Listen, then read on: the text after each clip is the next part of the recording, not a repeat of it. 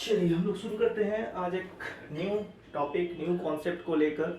ये टॉपिक बहुत ही interesting topic है in my point of view, क्योंकि ये टॉपिक ना सिर्फ हम लोग को क्लास 10 या 9 के लिए, क्योंकि ये आईसीएसई में क्लास 9 से शुरू होता है और सीबीएसई में क्लास 10 से स्टार्ट होता है, बट 11-12 के लिए भी काफ़ी इंपॉर्टेंट है। और लाइफ यूटिलाइजेशन, मतलब इसका लाइफ में भी बहुत ज़्यादा इंपॉर्टेंस है, बहुत सारे सेक्टर्स में। उस सेक्टर्स के बारे में भी हम लोग बात करेंगे और इसको लेकर, इस टॉपिक को लेकर बहुत सारी एक रूमर्स है, एक बातें ऐसी है जो शायद जो मैथमेटिक्स को बहुत पसंद करते हैं उनके दिल को बहुत चुभती है। इस बात को लेकर बहुत सारे लोगों का ये कहना है कि ये जो टॉपिक है, ये जो चैप्टर है, ये हम लोग के लाइफ में कहीं यूज़ नहीं होता है। ठीक है, उनका ये कहना है कि इसको कहाँ यूज़ कर रहे हैं, क्यों यूज़ कर रहे हैं, या क्या ज़रूरत है, मुझे ऐसा कभी मुझे लगा नहीं। ठीक है, ऐसा बहुत से लोगों का कहना है, बहुत सारे वीडियोस अवेलेबल हैं in so many places, sectors. But आज हम लोग इसी टॉपिक को लेकर बात करेंगे और मुझे ऐसा लगता है कि आप लोग इस टॉपिक को पढ़ने के बाद कमेंट करके ज़रूर बताइएगा कि क्या ये टॉपिक बहुत डिफिकल्ट है। आज हम लोग उसके बारे में थोड़ा इंट्रोडक्शन पढ़ेंगे, ज़्यादा लंबा, क्योंकि ये टॉपिक बहुत बड़ा है, हम इसको ज़्यादा लंबा नहीं कर पाएंगे एक वीडियो में। चाहेंगे इसको पार्ट बाई पार्ट में हम बनाएंगे, लेकिन आप लोग कमेंट जरूर कीजिएगा कि आज का जो सेशन था, क्लास था, वो कैसा था। मतलब ये एक बहुत ही इंफॉर्मेटिव होने वाला है, बहुत अच्छा इन्फॉर्मेशन मिलने वाला है। एक इस टॉपिक के बारे में हम लोग बहुत सारे बात करेंगे कि कैसे इसका हिस्ट्री क्या है। ठीक है, और एक ऐसे इंडियन मैथमेटिशियन के बारे में भी जानेंगे जो शायद इतिहास के पन्नों में वो गुम हो चुके हैं, उनको भुला दिया गया है, क्योंकि उस समय जिन्होंने इस एक वर्क, बहुत ही इंडिया के लिए बहुत बड़ा एक वर्क था, एक सर्वे था, उस सर्वे में वो थे। हम लोग उसके बारे में बात करेंगे। चलिए पहले हम लोग शुरू करते हैं। इस टॉपिक का नाम जो है वो है trigonometry, right, sorry, trigonometry. Trigonometry जो वर्ड है, ये ग्रीक वर्ड है। इस Greek word, it is Greek word, और ट्रिगोनोमेट्री को हम लोग संस्कृत वर्ड से भी इसको इंट्रोड्यूस करते हैं। संस्कृत में या हिंदी में हम लोग इसको त्रिकोण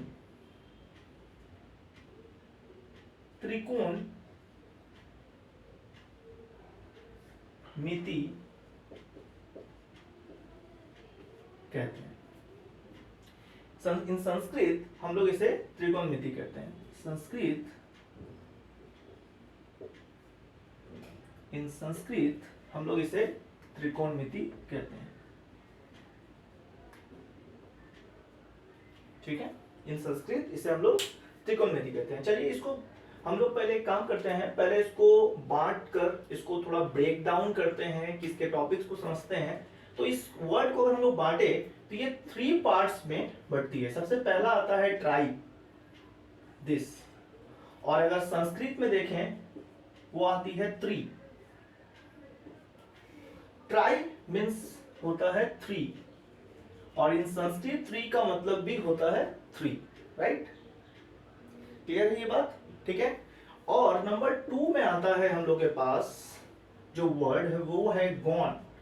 ठीक है, गॉन मीन्स गॉन, और जो कि ये हम लोग के पास यहाँ पे है कोण, तो गॉन मीन्स होता है एंगल, राइट। और एक तरह से अगर देखा जाए तो गॉन मीन्स साइड भी होता है। गॉन मीन्स साइड, जैसे कि हम लोग बोलते हैं octagon, pentagon, that is gone means side. Okay, 5 side वाला पेंटागन, ऑक्टागन 8 साइड वाला। तो उसी तरह ट्राइंगल, ट्राई, तो ये भी वर्ड आप लोग समझ सकते हैं। Triangle, try word, that is 3, angle means 1 angle, यानी 3 एंगल वाले कोण को हम लोग ट्राइंगल बोलते हैं। उसी तरह यहाँ पे भी कॉन मीन्स साइड्स भी होता है और एंगल भी होता है। ठीक है, तो एक्चुअली में इस कंफ्यूजन को थोड़ा दूर करते हैं ये ग्रीक वर्ड है, ग्रीक वर्ड इट इज गोनिया, जो कि इसका मतलब होता है एंगल। तो एक्चुअली में जो कि हम लोग इसमें गोनिया वर्ड को लेते हैं, जो कि एंगल का मतलब है, और गोन का मतलब होता है एक्चुअली में साइड, और कोन का मतलब होता है एंगल। तो अगर हम लोग संस्कृत वर्ड के हिसाब से देखें तो ये एंगल मीनिंग होगा, और अगर हम लोग ग्रीक वर्ड के हिसाब से जाएं तो इसका मीनिंग होना चाहिए दैट इज साइड। क्लियर है? और ग्रीक वर्ड में गोनिया वर्ड का मतलब भी एंगल होता है। तो यहाँ पे गोन या गोनों को लेकर थोड़ा सा साइड और एंगल को लेकर दोनों को ही माना जाएगा। ठीक है। थर्ड में आता है हम लोग का मेट्रॉन, इसे हम लोग मेट्री के नाम से जानते हैं। That is called, it is meaning is major, meaning is major, right. चलिए, तो मेट्रॉन ये वर्ड, ग्रीक वर्ड जो आया है वो कौन से ग्रीक वर्ड से लिया गया है? It's Greek word is metron, metron. ठीक है, ये ग्रीक वर्ड से लिया गया है मेट्रॉन। इस टॉपिक को लेकर थोड़ा सा हम लोग बात करते हैं। इस टॉपिक पे हम लोग बात हिस्ट्री के बारे में थोड़ा सा और हम लोग पढ़ेंगे। हिस्ट्री में अगर जो इसका नाम आता है, सबसे पहले यह आता है 140 बीसी। हम लोग इनको कहते हैं, इनका नाम है हिप्पापाकस, हिप्पापाकस। 140 बीसी में हिप्पापाकस नहीं, ट्रिगोनोमेट्री जो कॉन्सेप्ट है उन्होंने हम लोग के सामने इंट्रोड्यूस किया था। फिर इंडिया में ये 6 बीसी में 6 सीई में हम लोग को जो Indian the father of trigonometry हम लोग कहते हैं, the name is Aryabhatta, the father of trigonometry. Clear? तो और ये फिर आगे चलकर जो कि हम लोग को पता है कि ब्रिटिश इंडिया जो था, उसके बाद ब्रिटिश इंडिया आती है और वो पहुंच जाती है नेक्स्ट फिर यूरोप, और यूरोप से होते हुए ये अरब कंट्री तक पहुंचती है। तो अरब कंट्रीज के भी कुछ मैथमेटिशियन है जो इस टॉपिक के ऊपर काफी ज्यादा उनका भी योगदान है। हम लोग उनके भी बारे में थोड़ा नेम सर्च कर लेते हैं। 2 ही नाम जो मुझे ऐसा लगता है कि आप लोगों को बताना चाहिए। ठीक है, और भी नाम हो सकते हैं, आप लोग सर्च करके जरूर देखिएगा।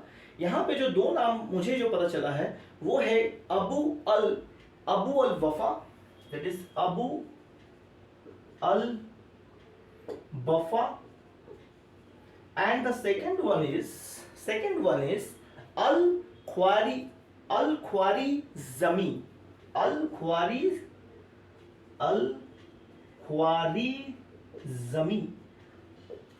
khwarizmi। They are the mathematician in Arab countries, right? चलिए फटाफट इसको हम लोग रफ करते हैं। चलिए आप लोग इसको एक स्क्रीनशॉट ले सकते हैं। चलिए फटाफट हम लोग थोड़ा सा इसके बारे में डिस्कस करना और चाहते हैं, क्योंकि ये हुआ नेम को लेकर इंट्रो।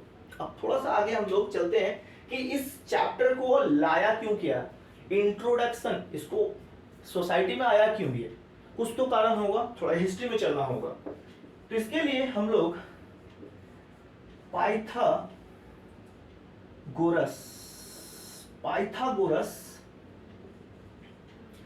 के बारे में हम लोग सब जानते हैं। पाइथागोरस के बारे में हम लोग सब जानते हैं। पाइथागोरस का कहना क्या था?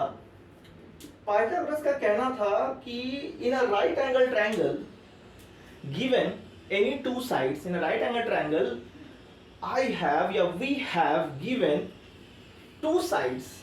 Okay, right now I can explain it.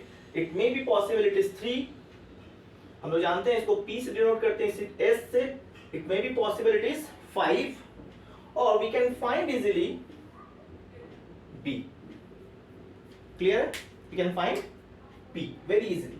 ठीक है, but The society changed, so many people are comes, and they said Pythagoras, please tell him या find it, क्या हम लोग फाइंड कर सकते हैं कि अगर मेरे पास सिर्फ कोई एक साइड गिवन हो,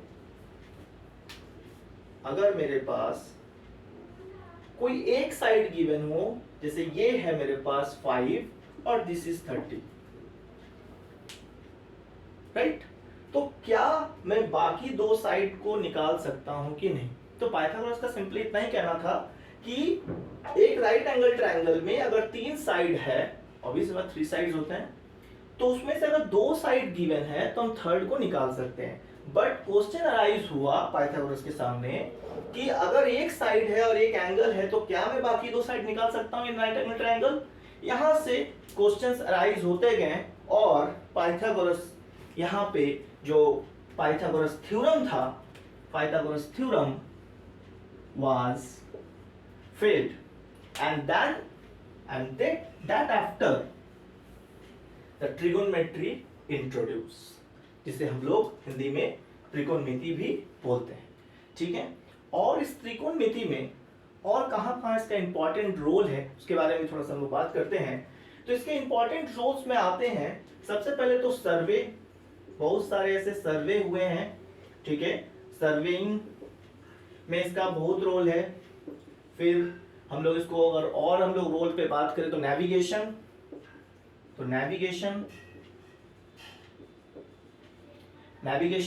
एंड अदर और भी फर्दर है जैसे कि engineering sector, engineering sector clear, engineering sector. अच्छा, अब यहाँ पे हम लोग जो इंडियन साइंस मैथमेटिशियन के बारे में हम लोग शुरू में ही स्टार्ट करने से पहले हम लोग डिस्कस किए थे, उनका योगदान इंडिया के एक सर्वेइंग हुआ था जो था माउंट एवरेस्ट के ऊपर, माउंट एवरेस्ट। एक्चुअली में माउंट एवरेस्ट को जो हाइट है उसको मेजर किया गया था ट्रिगोनोमेट्री के ही कॉन्सेप्ट के ऊपर, ठीक है।